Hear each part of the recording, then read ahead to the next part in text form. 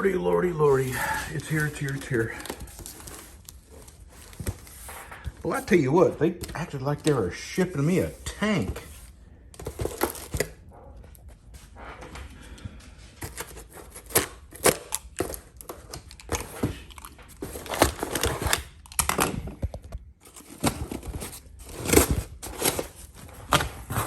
Oh yeah, there we go.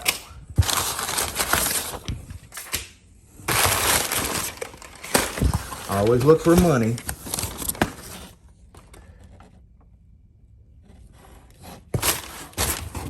Like birthday card.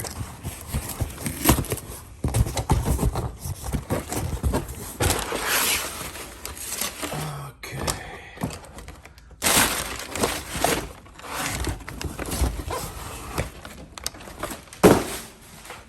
Okie dokie.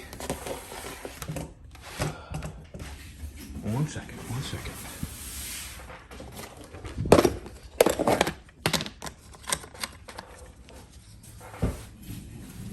Oh, yeah.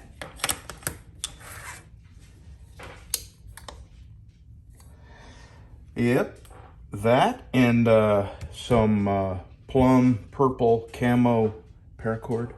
That's gonna look very, very nice.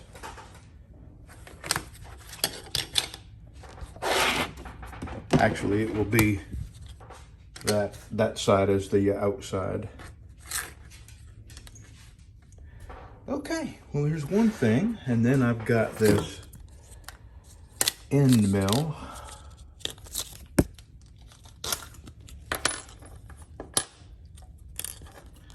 That's supposed to be able to cut my slots. I know my hands look filthy, but it's dye.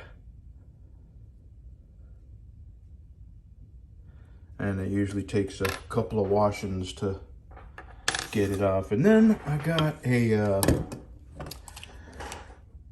buffing wheel rake. This was 18 bucks, and new buffing wheels are, you know, about that much. Boy, that's serious right there.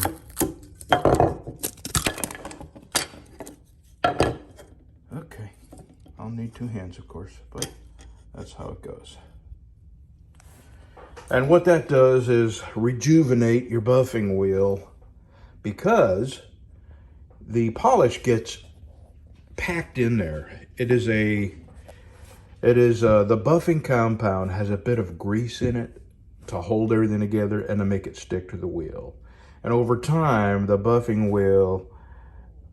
compound stays on the outer edge of the wheel, and the grease from it seeps further and further in the wheel. And you've got to take a rake. I used to use a file, a rasp, but it just doesn't do the job that one of these does, and there's no substitution for it. So, I don't know if I'll get to that today, but now I'm going to go into the leather shop, and I'm going to tell you what happened to my sheaths. Now, I understand it. It came to me last night while I was stewing before I went to bed. Anyway, all right, let's go into the knife shop, the leather shop. Okay, where do I start? Here's what has gotten inside these sheaths to scratch my blades. My 6x48 horizontal belt sander is how I square all the edges on these. You see how nice and smooth the edges are?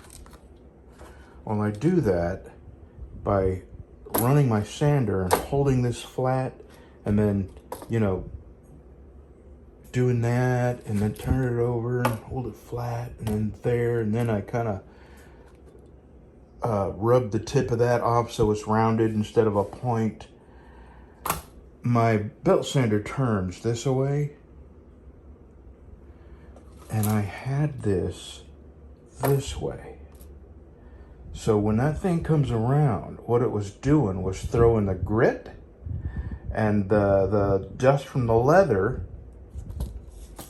inside that. That is what happened. Stupid stupid, stupid. And I can't believe it took me an entire day of stewing on this to realize that. Now I have one chance. Two actually.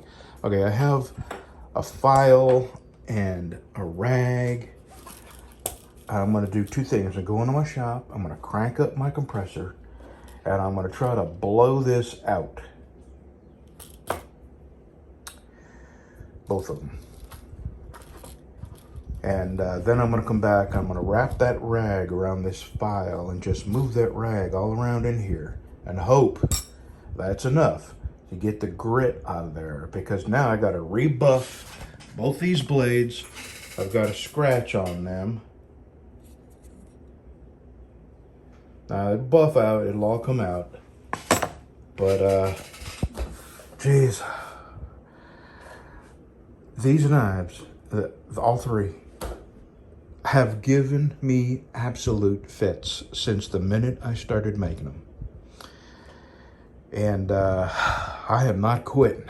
If I have to, if this doesn't work, if I buff these out and I stick them back in the sheaths and I pull them back out and they're scratched, I am going to just make new sheaths. That one's okay. I have put that knife in and out a few times, and there's no scratches on the blade, but that's not a polished blade, that's a tumbled blade. So, you know, that one's okay. I'm not gonna mess with that. Plus, I think he intends to use that. These two, if I can't get the grit out of it, I'm just gonna make a couple of more sheaths, and I'll hang on to these two sheaths, and someday I'll make a satin finished blade, hidden tang, and these will be fine with satin finished. So let me go to my shop, crank up the compressor, and blow these out, and then come back here, and actually I'll bring this out there with me, and I'll try to clean it up and blow it out and clean it up and blow it out. We'll see, we'll see. I know that I am getting close to the end of these knives, and I'm not going to give up. They're going to be beautiful knives, one way or another. Okay, I have, with 120 PSI, blown the inside of both of these out. And I didn't even use a rag. I just took my file and rubbed the leather and blew down in there and rubbed the leather, blew down in there.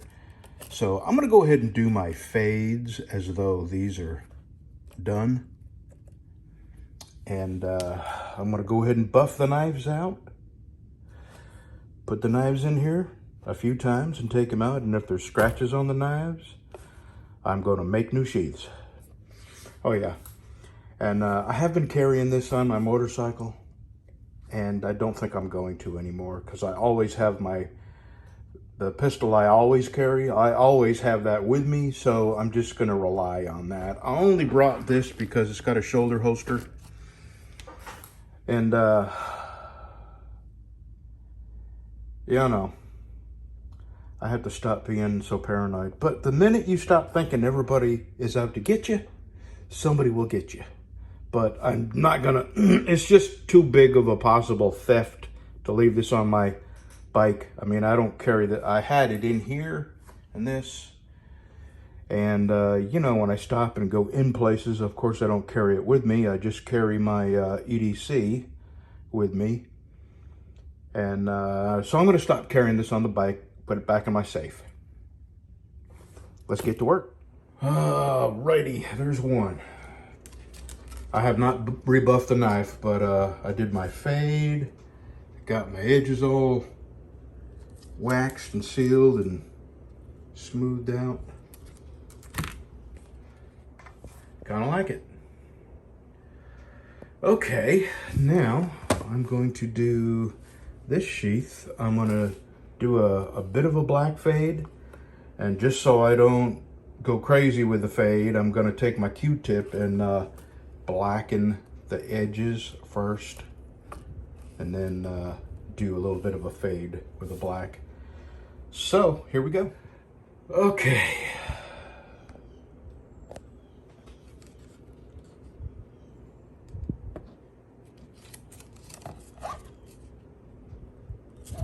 All right, now I'm going to buff these both back out. And then I'm going to slide them in and out of the sheaths a few times. And if they come out scratched, I'm going to make new sheaths. It's here, it's here, it's here. That's going to look nice. Yes, it is.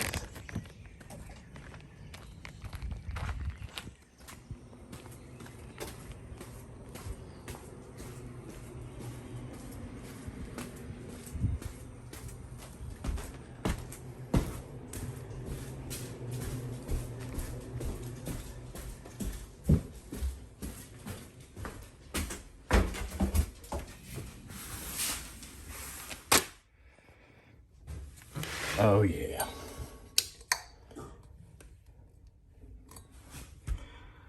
Boy, I tell you what, that's a pretty good match right there. Okay, now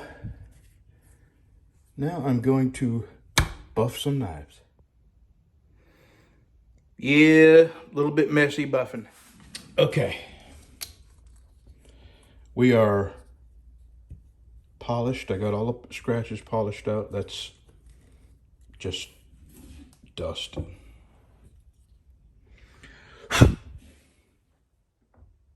And that's spit. All right, we are going to put this in here, pull it in and out a few times, and see what that looks like. Hallelujah.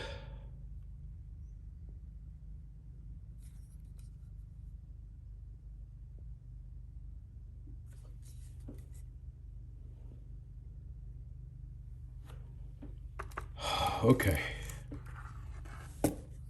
Now an edge. Now that this is dried, at first I kind of wasn't caring for the fade, but it took a little bit. And now that it's, you know, because I cut the dye with alcohol, and I like it. I kind of like it. So that needs an edge.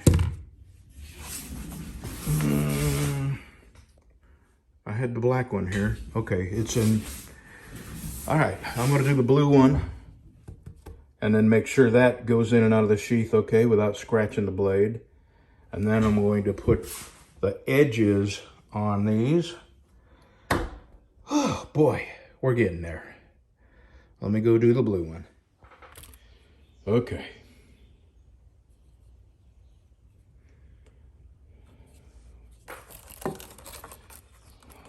Now we're going to see. Okay.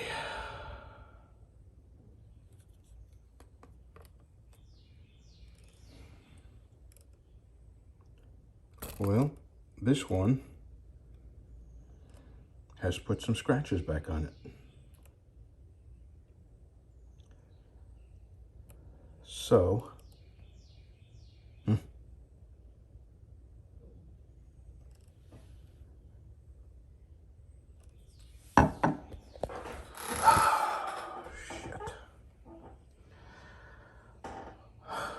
I'm going to go back to my other shop. I'm going to bring the file and the rag, and I'm going to do it over for the sheath, and then I'm going to rebuff this because I'm not going to send this with this sheath if it's going to scratch the knife every time I put it in the sheath. So that one's good. This one's good. This one, I'm going to try to clean it out a second time.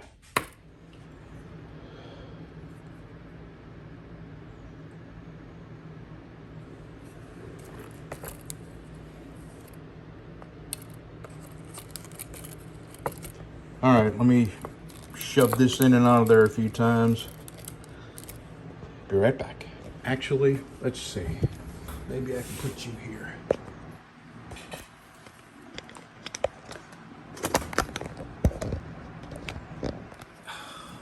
Damn it.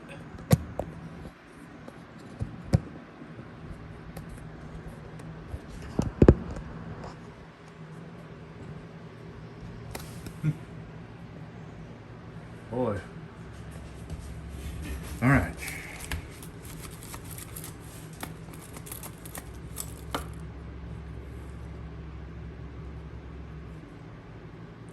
All right.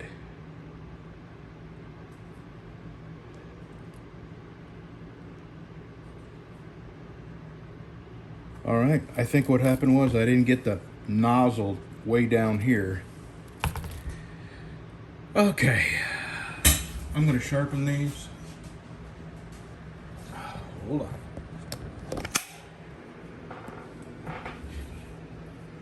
You know, this happened last time, it wouldn't focus. For some reason, when I put it in this, it won't focus. Anyway, we're good.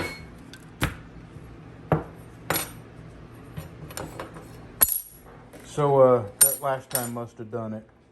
I wrapped that rag around this file and run it in and out of there, and then I went over to my other shop and put 120 psi back in there. Okay, so I will not make that mistake again. And this is the belt sander, my 6x48, and what I do is it goes this way, it revolves this way, and when I grind the sheath square on the edges, what it does is come around and throw this grit into the sheath. I will not make that mistake again. What a load of work that was. So now we got 3 edges to put on, and I can ship them. I'm happy with them.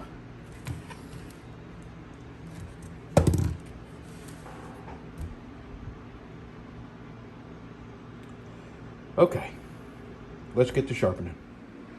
So Mower Medic wants people to tell that they're a Taro Fixes All fan without telling him that you're a Taro Fixes All fan. So walk with me.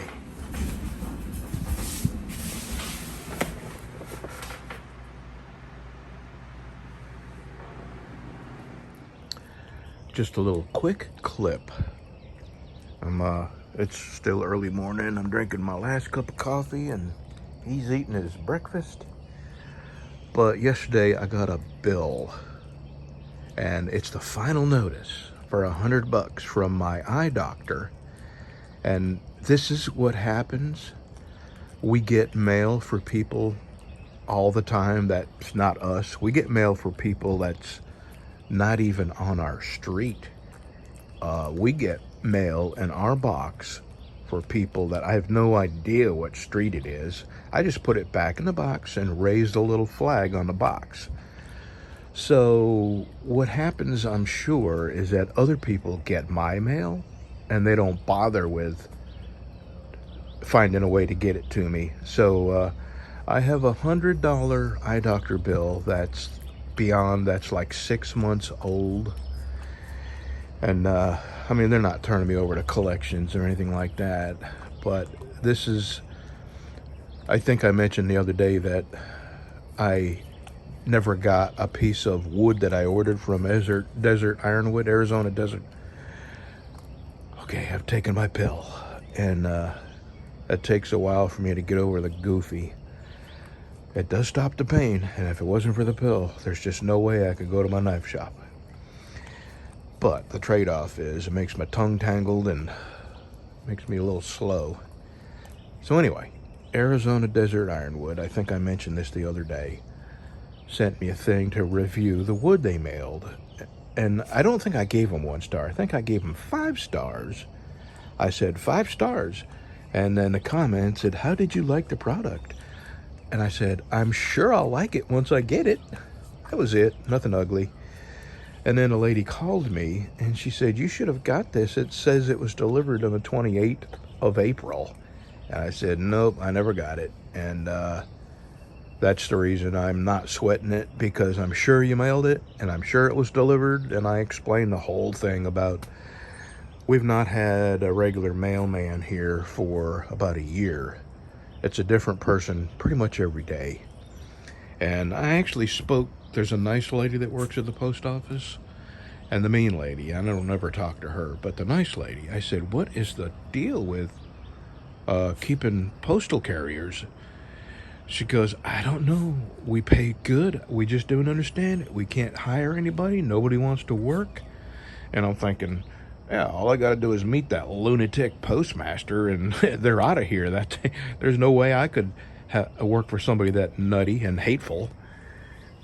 But anyway, that's as a result, we get mail all the time. And Bev too. Bev gets mail all the time for people we have no clue who it is. You know, wrong address, wrong street. So I know for sure that other people are getting our mail as often as we are getting other people's mail. So I told the lady at Arizona Desert Ironwood that's more than likely what happened to it, because we've been going through this for a year, that, you know, we've been getting mail, and I'm sure it was delivered to somebody's house, and they opened it up and said, hey, I'm going to keep this. I don't know what it is, but it's pretty. And I said, I'm not going to sweat it. I've bought, you know, at least $1,000 or more of wood. Hell, I got probably a few $100s of wood right now from Arizona Desert Ironwood in my storage drawers down there. And I told her that I have, you know, two different levels of knives I make. And the lower level, I hate to use that term, but I can't think of anything else right now, is the satin finish. And I put my less expensive wood on those because those are intended, I think, to be used. And my higher end knives, my high polished, mirror polished knives, I put my most expensive wood on, and Arizona Desert Ironwood is where I buy that wood from, because it is the best quality and the prettiest wood and the most well stabilized, and it's got the most beautiful figure in it. So anyway, that's what I told her. And I don't know what I started telling you this for. Oh yeah, it was about the bill. So we get a bill warning us that they're going to turn us over to collections, and we don't not pay our bills. I mean, when we get a bill, we pay it. So that's what happened. Our bill went to some other address, I'm sure, and you know, people can't be bothered to get mail. I mean, it's not their job, but when people get the wrong mail, they got to know that other people are getting their mail, and it's likely that if they're not doing the right thing with the mail, then other people aren't either. So you kind of have to make up your mind that you are going to do the right thing with somebody else's mail and try to get it to its original person. And you know, okay, I'm gonna stop talking. 5 minutes. I can't help myself. Oh, well, I'll tell you this when I get down to the shop. But last night, I figured out. You hear that? There's two of them.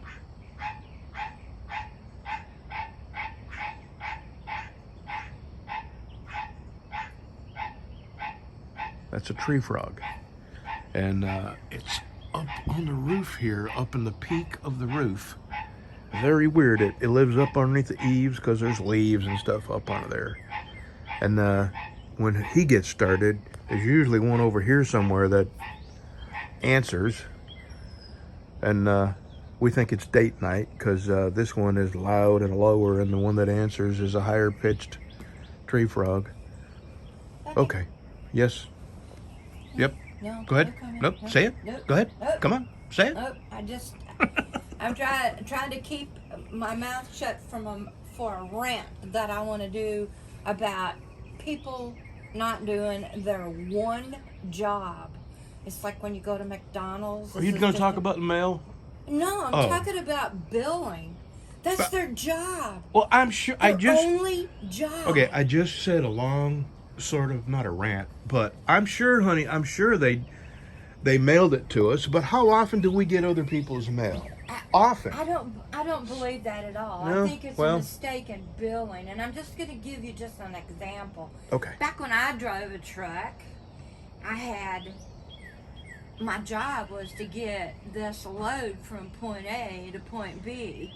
And did I ever have the option? No. To call in and say, well, I have all these miles that I have to drive, and there's just too many miles for the day, and I won't be delivering this load. I would have been fired. And that's their excuses. Well, we have a lot of people that we have to Okay, well, I get that, but that's just your one freaking job. That's your job, billing. So you think it's a billing problem, I not a do. mail delivery Absolutely. problem? And it happens. I think it's a mail everywhere. delivery problem because, and the reason I think that is we get other people's mail so often. You got to know that other people are getting our mail. I would say that, but you've been to him since that period. Yeah, that's weird. I've been to him since the original bill was due, and why didn't they say when I checked in? Why didn't they say, "Hey, you owe us $100"? And I'd whooped out a credit card because I don't have cash, and I'd have paid it.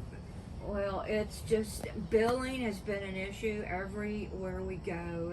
It's they can't keep up with the. I'm just. I was just irritated talking about it. about when I went into the post office. I talked to the nice lady there about why we have a different mail person every day. And she told me that they're having to call people from other post offices to come do this route because they can't hire anybody. And I don't know what they're paying, but they are contractors, subcontractors. You know, they use their personal vehicles, so I will Let's imagine. just blame the roads here in Alaska. They're so crappy. Nobody wants to Yeah, drive up that and down that is this something gravel road. you just wouldn't believe how bad the roads are in this little third world country town.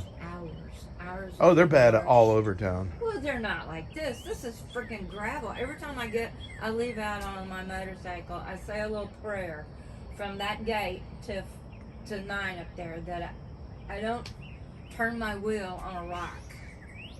Okay, that's 9 minutes. See, that's 9 minutes Yeah, into well, I this. didn't participate. Well, in do you the want to make first it a full 6 10 minutes. minutes? Because No, we got I did- 25 that was not seconds me. left. That was not me. That was you. No, okay. That ran I did it. warn them that I'd taken my pill and it makes me a little bit goofy first thing in the morning for a couple of minutes. How can And you tell? how can you tell? God, you're so mean. All right, 10 more seconds and it's 10 minutes. That's a nice even 10. 5, 4, 3, 2, 1. Goodbye.